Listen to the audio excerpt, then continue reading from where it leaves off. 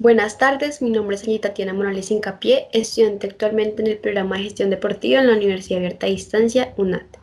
Hoy les vengo a hablar sobre la evolución de la guitarra. En el siglo VI pueden verse dos tipos de guitarrines o guiternes. Se encontraba la morisca o mandora, como puede verse aquí, era de forma ovalada de media hipera y se asemejaba a la ayodhare y la mandolina. Por otra parte, la guitarra latina, así llamada, evolucionó de las antiguas cedras, citaras y con un fondo plano. En el 1500 llega el origen de su nombre.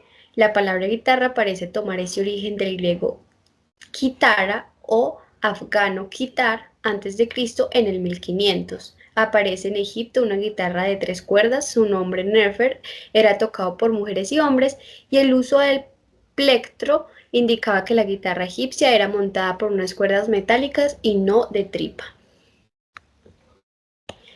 En el 1584, en el siglo XV, encontramos una guitarra construida entre el 1580 y el 1600. Es uno de los pocos instrumentos que se conservaron en el siglo XVI y se modernizaron impresionantemente. Tiene 5 pares de cuerdas, tapa de picea y 10 trastes de tripa atados a un mástil. En el siglo XVIII y XIX, entre estos siglos se observa la estructura y la afinación. Esto deriva directamente de la guitarra tal como los ibéricos la diseñaron. Además, en esta se añadió una quinta cuerda a este hermoso instrumento. Continuamos en el siglo XVIII y XIX,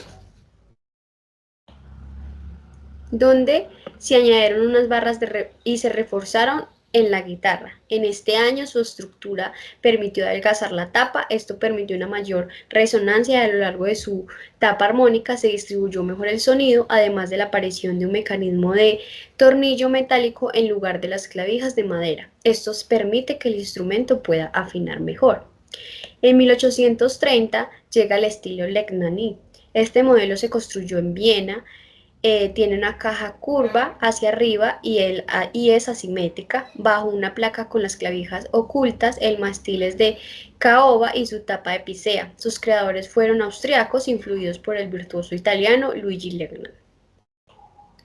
En 1836 llega el panorno. En 1836 el empleo de los refuerzos en abanico, las guitarras de estilo español, influencia de Pajes y Martínez, eran de tapa de picea, fuente sin cejuela separada y su clavijero tallado con ranuras muy amplias. Las clavijas de estas guitarras eran fabricadas en Londres. En 1860 llega la guitarra de Torres. Estas guitarras contaban con un nuevo tipo de caja más grande que los anteriores modelos, longitud de escala de 65 centímetros. Para equilibrar el sonido tenía una tapa de picea ligeramente curva, su mástil es de cedro, el diapasón de ébano y la caja de ciprés, y tenía 4 piezas.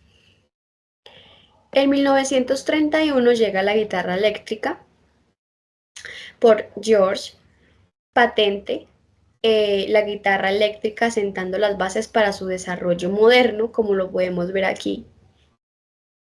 Y en el siglo XX, el español José Ramírez III, junto al guitarrista Narciso Yepes, se agregaron más cuerdas en las graves, sobre el amplio mástil, cuyos trastes amplian de gran manera la gama de sonidos de la mano izquierda. Esta guitarra es llamada guitarra clásica.